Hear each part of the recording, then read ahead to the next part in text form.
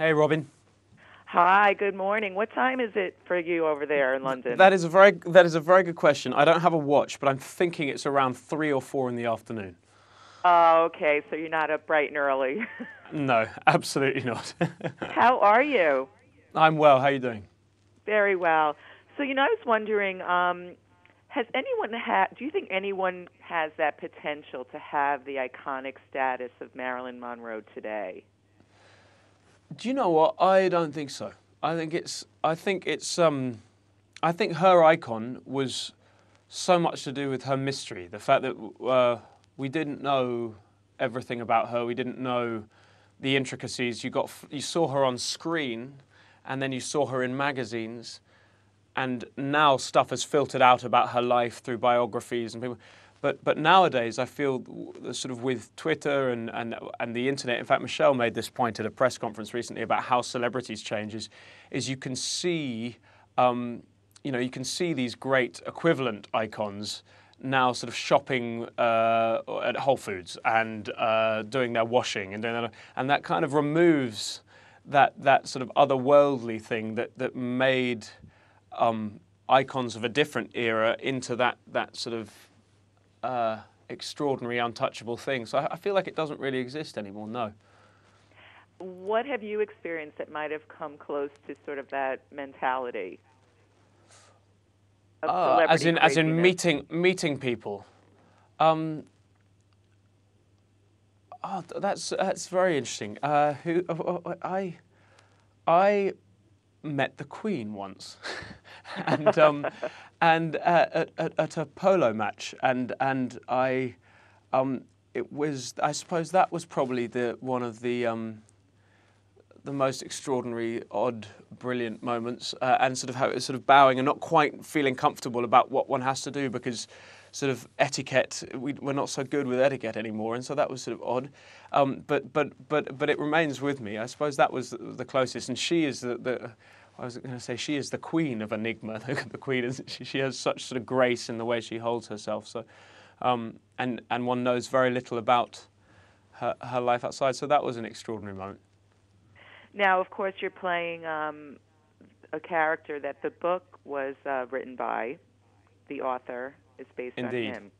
I was very lucky to meet his family and to meet his son and his widow and his twin sister, and they came on set. It was sort of wonderful because I mean Michelle Williams and Ken Branagh in this film had such a huge undertaking playing these iconic images, people that we all know and have opinions on.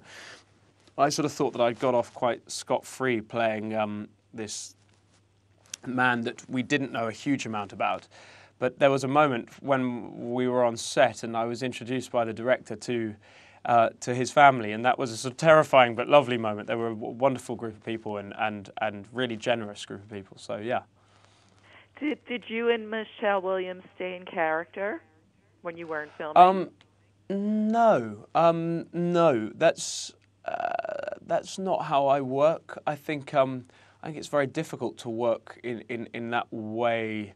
I think perhaps elements of character stay with you if you're.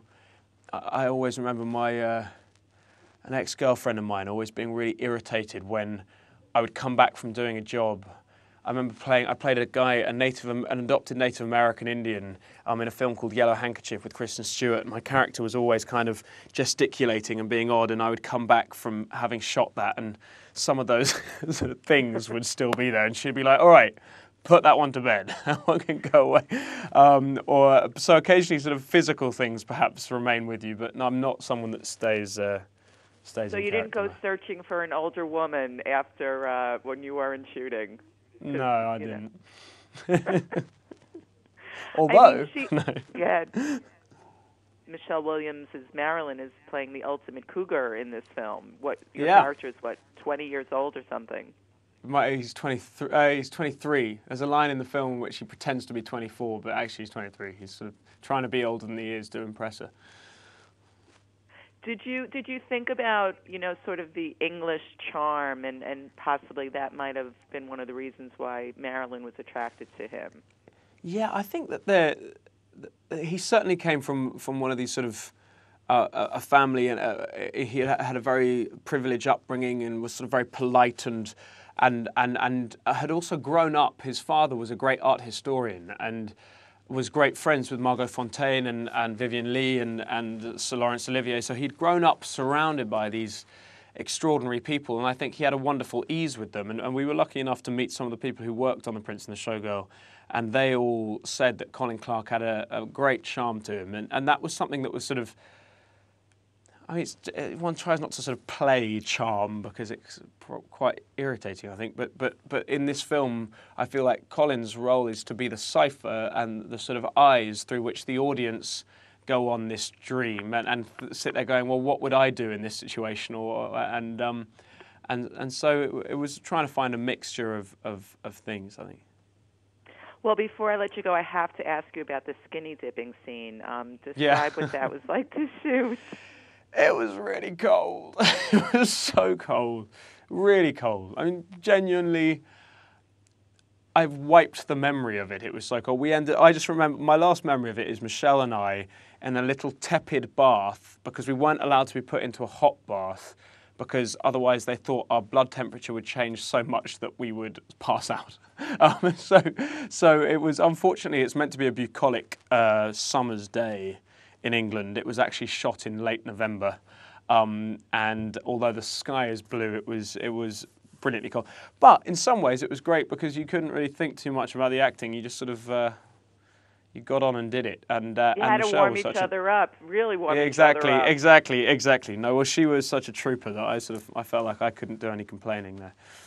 What's your next project?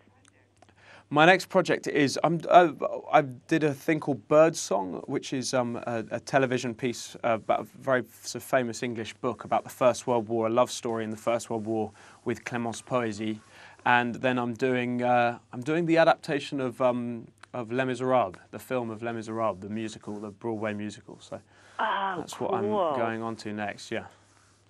Fantastic, Eddie. Thank you so much for joining us. Great job. Congratulations. No problem. Thank you very much. Thank you.